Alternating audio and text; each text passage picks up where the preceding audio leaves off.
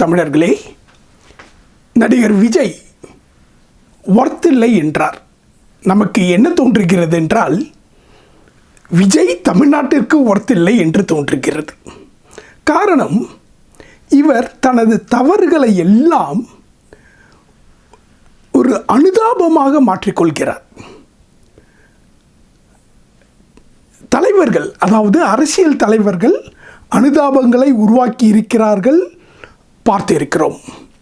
ஆனால் இவர் அனுதாபத்தை மட்டுமே உருவாக்கி தன் ரசிகர்களை தன் வசம் இழுத்து அதை ஓட்டாக தன் ஆதரவாக மாற்ற முயற்சி செய்கிறார். அதாவது அவர் வெளிப்படையாகவே சொல்கிறார், இது எலெக்ஷன் அல்ல, எமோஷன், நமக்கான எமோஷன்னு ஏதோ அப்படியே பயங்கர உணர்ச்சி வசப்பட்டு ஒரு உணர்ச்சி பிழம்பை தனது ரசிகர்களிடையே உருவாக்க பார்க்கிறார். இன்னும் நடிகராகவே இருக்கிறார், இன்னும் ரசிகர்களாகவே தன் கூட்டத்தை வைத்திருக்கிறார் என்பதற்கு இது ஒரு சாட்சி. தேர்தலில் ஒரு தலைவனை தேர்ந்தெடுக்கும் போது கண்டிப்பாக நமக்கு எமோஷன் என்பது ஆபத்தான ஒரு விஷயம். அதாவது உணர்ச்சி நிலையில் வைப்பது, உணர்ச்சி வசப்படுவது, உணர்ச்சி வசப்பட்டு செயல்படுவது, இதுதான் எமோஷன் இல்லையா? அப்போ நீங்கள் உணர்ச்சி வசப்பட்டுங்கன்னா அறிவு மழுங்கி போயிடும். அறிவே இல்லாமல் நம்ம செயல்பாட்டில் இறங்குவோம். சரி, இதை ஏன் இவர் செய்கிறாரு? இந்த அனுதாபத்தையே நம்பி ஏன் இவர் இருக்காருன்னா, இவரால் ஒரு நல்ல திட்டங்களை எதையும் கொடுக்க முடியல, எந்த ஒரு கோட்பாடையும் சொல்ல முடியல. திராவிடம்ன்றாரு, அப்புறம் தமிழ் தேசியம்ன்றாரு, ரெண்டும் ஒன்றுன்றாரு, ரெண்டும் ஒரு கண்ணுன்னு வளர்றாரு, அநியாயத்துக்கு வளர்றாரு. இன்னும் மோசமாக எப்படியெல்லாம் வளர்றாருன்னா, இலவசங்கள்லாம் அசிங்கம் தப்புனாரு, இப்போ இலவசங்களாக அறிவிக்கிறாரு. அதுவும் நம்ம ப்ராக்டிக்கலாக, அதாவது இயல்பாக நடைமுறைப்படுத்த முடியாத விடயங்களை எல்லாம் சொல்கிறார். இதை எப்படி இவர் செய்ய போகிறார் என்றால், அதற்கான வழிமுறைகள் அல்லது என்ன திட்டங்கள், நெறிகள், நடைமுறைப்படுத்துவதற்கான வழிமுறைகள், திட்டங்கள் எதுவுமே சொல்ல முடியவில்லை அவரால்.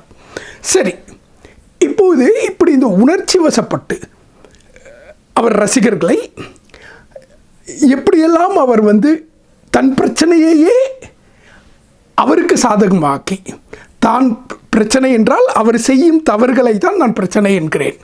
ஆனால் அவர் என்ன சொல்கிறார் என்றால், நமக்கு பிரச்சனை கொடுக்கிறார்கள் என்கிறார், நம்மை பழிவாங்க பார்க்கிறார்கள் என்கிறார், சதி செய்கிறார்கள் என்கிறார். இந்த வார்த்தையை எல்லாம் பயன்படுத்துகிறார். இப்படி தொடர்ந்து ஒரு உணர்ச்சி நிலையில் அந்த ரசிகர்களை வைத்து அதன் மூலம் அவர் அந்த ஆதரவை தக்க வைத்து கொள்ள வேண்டும் என்று முயற்சி செய்கிறார். சரி, நாம் உதாரணத்திற்கு பார்த்து விடுவோம். முதல் அந்த கரூரில் 41 கொலைகள் அல்லது இறப்பு என்றே சொல்லலாம். ஆனால் இறப்பு என்பது எப்படி? ஒரு கூட்டத்திற்கு போய் ஒரு நடிகனை, அதாவது விஜயை பார்க்க போய், அவர் மிக தாமதமாக போய், அதுவும் முன்னாடியே அவர் தன் முகத்தை காட்டியிருந்தால் பார்த்துவிட்டு கலைந்து போயிருப்பார்கள் என்று பலரும் அதை சொல்கிறார்கள். வேண்டாம், கூட்டம் அதிகமாக இருக்கிறது, உள்ளே போக வேண்டாம் என்று காவல்துறை சொன்னதாக தகவல்கள். அதையும் தாண்டி இவர் உள்ளே போனதாகவும், கடைசி வரை விளக்கை கூட அணைத்து வைத்து விட்டு திடீரென்று தோன்ற மக்கள் பாய்ந்து ஒருவர் மேல் ஒருவர் ஏறி, இப்படி அவர் கூட்டம் தெரியும் உங்களுக்கு, மரத்தில் ஏறுவாங்க, எல்லாத்துலேயும் ஏறுவாங்க இல்லையா? 41 பேர் இறந்திருக்கிறார்கள் என்றால், இது இவருக்கு அடுத்தவர் கொடுத்த பிரச்சனை என்று சொன்னால் இவரை எப்படி நாம் தலைவராக எடுத்துக்கொள்வது? இது அடுத்தவர் திமுக என்றே வெளிப்படையாக சொல்கிறார். தன்மேல் போடும் பழி என்கிறார். வேடிக்கை என்னவென்றால், தமிழ்நாட்டில் இந்த வழக்கை கையாண்டு இருந்தால் இன்னும் சுலபமாகவே இவர் ஒரு நெருக்கடிக்கு போகாமல் தப்பித்து கொண்டிருக்கலாம்.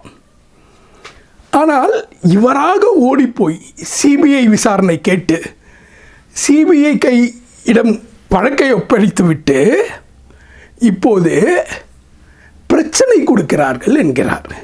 எல்லா முடிவுகளும் இவர்தான் செய்தார். 41 பேர் இறந்த பிறகு ஓடிப்போய் ஆள் எங்கே இருக்கிறார் என்று கூட தெரியாத அளவுக்கு இடத்தை விட்டு ஓடி சென்னைக்கு வந்தாரா இல்லை சென்னையிலிருந்து வேறு எங்கே சென்றாரா அது அவருக்கு தான் தெரியும். தலையே காட்டவில்லை 2 மாதம். இப்படி எல்லாவற்றிற்கும் தானே பொறுப்பாக இருந்துவிட்டு தீதும் நன்றும் பிறதரவாரா என்பது தான் தமிழனின் உயிர் மூச்சான ஒரு கோட்பாடு, நம்பிக்கை.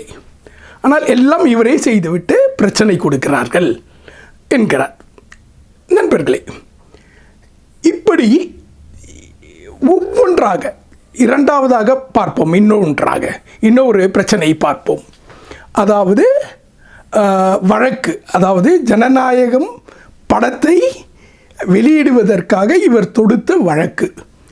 இவர் தணிக்கை குழுவை ஒழுங்காக கையாண்டு இருந்தால் மற்ற படம் போல் சரியாக இருக்கும். ஒரு வழக்காடு மன்றத்துக்கு போனால் உங்களுக்கு தெரியாதா, அது மாநில அளவிலிருந்து உச்சநீதிமன்றம் வரை போய் டெல்லி வரை போய் எவ்வளோ காலம் எடுக்கும் என்று தெரியாதா? அப்போ தெரிந்திருந்து செய்தாரா, தெரியாமல் அறியாமையில் செய்தாரா? இவையெல்லாம் நாம் அவரை கேள்வி கேட்க வேண்டும். ஆனால் அவர் நம்மளிடம் என்ன சொல்கிறார் என்றால், நமக்கு பிரச்சனை மேல் பிரச்சனை கொடுக்கிறார்கள், சூழ்ச்சி செய்கிறார்கள் என்கிறார். நண்பர்களே, இப்படி ஒவ்வொரு அவருடைய தவறையும் அவருடைய ஒவ்வொரு பிழைகளையும் ஒரு பச்சாதாபமாக மாற்றிக்கொள்ளும் வல்லமை நான் எந்த அரசியல் கட்சி தலைவரிடமும் இந்த அளவுக்கு பார்த்ததில்லை. பிரச்சனைகள் அனைத்தையும் அனுதாபமாக மாற்றி அனுதாபத்தால் மட்டுமே மக்களை கவரும் ஒரு தலைவரையும் இதுவரை நான் பார்த்ததில்லை என்று சொன்னேன். சரி, இப்போது அடுத்தது நமக்கு எஸ்ஓபின்னு கொடுத்து நம்மளை பிரச்சனைப்படுத்துகிறார்கள், பழி வாங்குகிறார்கள் என்றார். இவருக்கு எஸ்ஓபி என்றால் என்ன என்று பொருள் புரியுமா? எஸ்ஓபி என்றால் ஸ்டாண்டர்ட் ஆப்ரேட்டிங் ப்ரொசீஜர். அண்மையில் ஒரு மருத்துவமனை போயிருந்தேன். அப்போது என்னுடைய தோள் பை, அதாவது என்னுடைய பர்ஸ் போன்ற முக்கியமான பொருட்கள் அதில் இருக்கும் ஒரு சிறிய பை, அதை மருத்துவமனையில் நான் சென்ற துறையில் வைத்துவிட்டு வந்துவிட்டேன். தவறுதலாக மறந்து வந்துவிட்டேன். அந்த துறையிலிருந்து எனக்கு தொலைபேசினார்கள், நாங்கள் துறையை மூடிவிட்டு கிளம்புறோம், அதனால் நாங்கள் காவலில் கொடுத்துட்றோம், செக்யூரிட்டியில் கொடுத்துட்றோம், நீங்கள் வாங்கிங்க. நாங்கள் சரி, நான் உடனே கிளம்பி போய் பார்த்தா அந்த செக்யூரிட்டி அலுவலர், காவல் அலுவலர் ஒவ்வொரு பொருளாக எடுத்து என்னுடைய அந்த பண எவ்வளவு இருக்குதுன்னு ஒவ்வொன்றா எடுத்து, பர்ஸு ஒவ்வொன்றா எடுத்து அதில் இருக்கிற ஒவ்வொன்றையும் தனித்தனியாக எடுத்து மேசையில் போட்டு ஒவ்வொன்றாக எண்ணிக்கொண்டிருக்கிறார். எனக்கு கொஞ்சம் கடுப்பாயிடுச்சு. என்னையா, ஒரு பொருள் உங்கள்கிட்ட வந்துச்சுன்னா அதை அப்படியே கொடுக்கணுமே, அதை நீங்கள் ஆய்வுப்படுத்தணுன்றதெல்லாம் நீங்கள் என்ன விதிமுறை வைத்திருக்குங்க, ஏன் இதை பண்ணுங்க அப்படின்னு கேட்டேன். அவர் சொன்னார், இல்லை நான் அடுத்த பகுதி, அதாவது ஷிஃப்ட் மாற போகிறேன், அப்போ அவர்கிட்ட கொடுக்கும்போது நான் எல்லாம் கணக்கு எடுத்து கொடுக்கணும்னு நான் நினைக்கிறேன், அவர் நினைக்கிறாராம். ஏன்னா நாளைக்கு பணம் காணா போயிடுச்சுன்னா என்ன பண்ணுறது, யாரு குறை சொல்கிறது, அதனால இப்பயே எல்லாத்தையும் தெளிவுபடுத்தி நான் கொடுக்கலான்னு நினைக்கிறேன் அப்படின்னாரு. ஏன் உங்களுக்கு செக்யூரிட்டி பாலிசி அண்ட் ப்ரொசீஜர்னு ஒன்று இருக்குமே, அது இல்லையா என்று கேட்டேன். அவர் சரியாக புரிந்து கொள்ள முடியவில்லை, பதில் சொல்லவில்லை. சரி, இந்த மாதிரியான சூழல்களை கையாள ஒரு எஸ்ஓபி உங்கள் மனிதவளத்துறையில் கேட்டு வாங்கி கொள்ளுங்கள். அந்த எஸ்ஓபி படி நீங்கள் செயல்படலாம். ஒவ்வொருத்தரும் ஒவ்வொரு மாதிரி பண்ண முடியாது இல்லையா? அந்த எஸ்ஓபி இதுதான் சார் எங்களுக்கு அப்படின்னு சொன்னால் நான் வாய் மூடிட்டு போயிட போகிறேன், புரியுது இல்லையா? ஆனால் அவர் நிலையை நான் புரிந்து கொண்டேன். அவர் உண்மையான ஒரு கண்ணோட்டத்தில் ஒரு நேர்மையான மனதில் தான் அவர் செய்கிறார் என்பதை புரிந்து கொண்டு அவருக்கு துணையாகத்தான் நான் செயல்பட்டேன். அவருக்கு ஒரு கடிதமும் எழுதி கொடுத்து வந்தேன். நான் எல்லாத்தையும் பெற்றுக்கொண்டேன், பெற்றுக்கொள்வதற்கு வேறு உதவியும் இல்லை என்று எழுதி கொடுத்து விட்டு வந்தேன். இப்போ இந்த எஸ்ஓபி ஏன் வருது? ஒரு தெளிவில்லாத ஒரு நடைமுறையில் என்ன செய்ய வேண்டும், ஒரு சிக்கல் வரும்போது ஒரு ஏதோ ஒரு காரியத்தை அணுகும்போது அதை எப்படி அணுக வேண்டும் என்ற ஒரு வழிமுறை உருவாக்கினால்தான் அதை தெளிவாக செய்ய முடியும் என்பதற்காகத்தான் அந்த எஸ்ஓபி, ஸ்டாண்டர்ட் ஆப்ரேட்டிங் ப்ரொசீஜர், அவருக்கு மட்டும் இல்லை, ஸ்டாண்டர்ட் எல்லாருக்குமான ஸ்டாண்டர்ட் ஆப்ரேட்டிங் ப்ரொசீஜர் அப்படின்னு நம்ம சொல்கிறோம். இப்போ இந்த விஜய் என்ன சொல்கிறாரு, எனக்கு மட்டும் இந்த ஸ்டாண்டர்ட் ஆப்ரேட்டிங் ப்ரொசீஜர் கொடுக்குறாங்க, இந்த எஸ்ஓபி கொடுக்குறாங்க அப்படின்றார். உங்களுக்கு மட்டும்தாயா கொடுக்க முடியும். இப்போ சீமானவர்கள் திருச்சியில் ஒரு மிகப்பெரிய மாநாடு நடத்தார். 5 லட்சம் மக்கள் வந்திருந்தாங்க இல்லையா? அந்த அவ்வளோ பெரிய கூட்டத்தில் ஒரு சின்ன சலசலப்பு கிடையாது. அவ்வளோ ஒழுக்கம்னா அங்கே தான் போய் கற்றுக்கணும். அந்த மாதிரியான ஒழுக்கம், ஒரு சின்ன நெரிசல் கிடையாது, ஒன்றும் கிடையாது.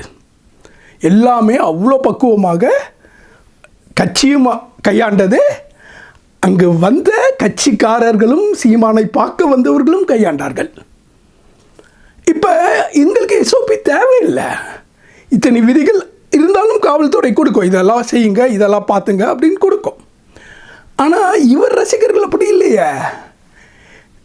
மின் இருக்கிறது, அதாவது எலக்ட்ரிசிட்டி இருக்கிறது என்று தெரிந்தும் டிரான்ஸ்ஃபார்மரில் ஏறுவான், மரத்தில் ஏறுவான், கம்பியில் ஏறுவான், பெண்கள் ஓடுறாங்க, குழந்தை விழுந்துருச்சு, அந்த செக்யூரிட்டி காவல் சொல்கிறாங்க, குழந்தை விழுந்துருச்சுமான்னு கத்துறாங்க. எதையும் காரில் வாங்க திபுன்னு ஓடுதுங்க. ஏறி மீச்சிட்டு ஓடுதுங்களா, எப்படி ஓடுதுங்கன்னு தெரியல, திபுன்னு ஓடுதுங்க. அந்த பாவம் அந்த செக்யூரிட்டி கத்திக்கிட்டே இருக்கு, குழந்தை விழுந்துருச்சு பாருங்க அப்படின்னு. இந்த மாதிரியான மக்கள் தான். எப்படியான ஒரு சிந்தனையே இல்லாமல் ஏதோ ஒரு தலைவனை பார்க்கறதுக்கான அந்த வார்த்தைகள்லாம் கட்டுப்படுத்திக்கிற அப்படி ஒரு சிந்தனையே இல்லாத ஒரு எல்லா வார்த்தைகளையும் கட்டுப்படுத்துகிற நிப்பாட்டிக்கிற, புரியுது இல்லையா? இந்த மாதிரி ஓடுற ஒரு கூட்டத்துக்கு 40 என்ன 50 என்ன 100 எஸ்ஓபி கூட கொடுக்கலாம். அப்படியே இவங்க 50 பேர் உயிர் பலி ஆயாச்சு.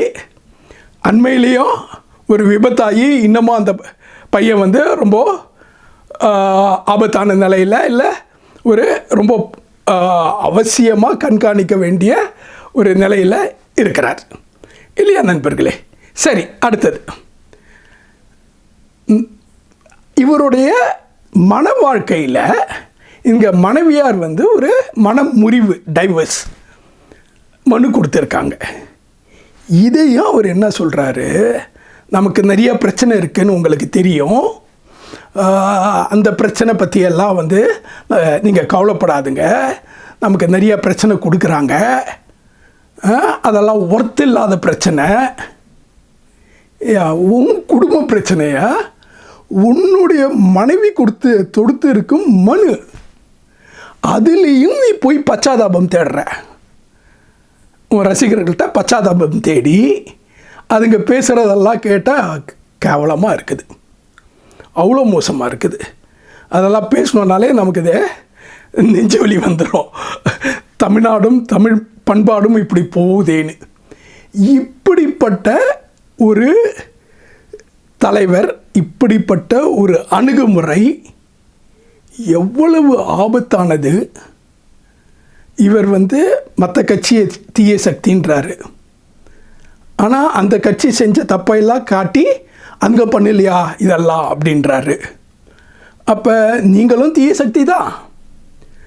நண்பர்களே, இவர் தீய சக்தி மட்டுமல்ல, ஆபத்தான சக்தியும் என்பதனை உங்களுக்கு உணர்த்தவே இந்த காணொளி என்று சொல்லி, சிந்தியுங்கள் சிந்தியுங்கள். தமிழ்நாட்டையும் இழப்பதா தமிழா? மீண்டும் ஒரு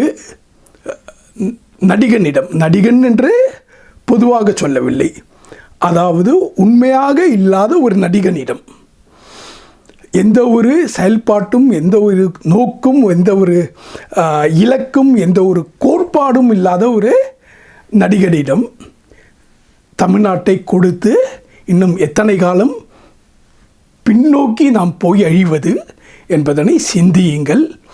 தற்குறி கூட்டங்கள் என்று தான் சொல்லி ஆக வேண்டும். இன்னும் மோசமான வார்த்தைகளை கூட பயன்படுத்தலாம், ஆனால் நாம் நாகரிகமாக தற்குறி என்று சொல்லி நிறுத்தி கொள்ளலாம். இப்படிப்பட்ட, ஏன்னா அவ்வளோ மோசமான வார்த்தைகள். என் குழந்தை போனால் போகுது, நான் விஜயை பார்த்துட்டேன், ஐசியூவில் என் பொண்ணு இருக்கா, ஒரே ஒரு பொண்ணு தான் எனக்கு, அவள் முக்கியம் இல்லை, நான் வந்துட்டேன், குழந்தைய தூக்கிட்டு வந்திருக்கு, கை குழந்தைய, என் குழந்தை எனக்கு முக்கியம் இல்லை, அந்த விஜய் தான் முக்கியம், விஜய்க்கு ஓட்டு போடலைன்னா என் குடும்பத்தில் இருக்கிறவனுக்கு எல்லாம் விஷம் வச்சிடுவேன். இந்த கூட்டத்தை என்னன்னு சொல்கிறது, என்ன எப்படியெல்லாம் சொல்வது?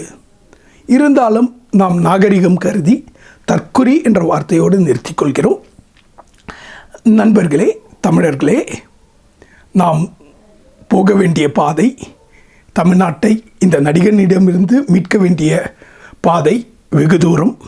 ஆனால் தேர்தல் வெகு அருகில் இருக்கிறது. எனவே செயல்படுவோம், தமிழ்நாட்டை காப்பாற்றுவோம். தமிழ்நாட்டையும் இழப்பதா தமிழா? சிந்தி செயல்படு. நன்றி, வணக்கம்.